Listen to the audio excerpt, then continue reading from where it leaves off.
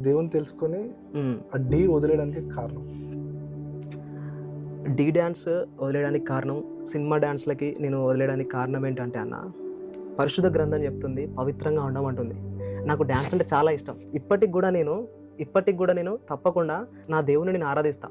నాట్యంతో ఆరాధిస్తా. మా ఇంట్లో ఒంటరిగా ఉన్నప్పుడు ఆ టీవీలో పెట్టుకున్నప్పుడు వచ్చే సౌండ్‌ని బట్టి దేవుడిని స్తుతించే పాటలను బట్టి ఇంట్లో నేను నాట్యం చేస్తా. డాన్సర్లందరికీ చెప్పేదేంటంటే, డాన్స్ చేయడం తప్పు గాదు, డాన్స్ చేయడం పాపం గాదు. కానీ అందులో పాపం ఉండద్దు. అందులో అపవిత్రత ఉండద్దు. అపవిత్రత ఎందులో ఉంటుందో ఆ పని మనం చేయొద్దసలే.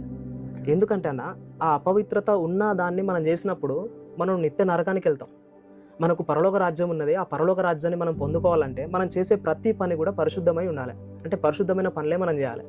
దేవుడు నన్ను దర్శించిన ఒక ప్లేస్ ఏంటంటే అన్న అది, దేవుని సన్నిధే. ఓకే. నా ఓకే. సన్నిధిలో నివసించేవారు నిత్యము సంతోషంగా ఉంటారని వాక్యం ఉంటది. అంటే దేవుని సన్నిధిలో నేనెలా రక్షించబడ్డానంటే, ఒకరోజు Sunday school Calvary temple Sunday స్కూల్‌లో పిల్లలున్నారు. అప్పుడప్పుడు చర్చికెళ్ళేది రెగ్యులర్‌గా చర్చెస్‌కెళ్ళేది గానీ, కల్వరి టెంపుల్ సండే స్కూల్‌లో చాలామంది పిల్లలుంటారు. ఒకరోజు ఏం జరిగిందనంటే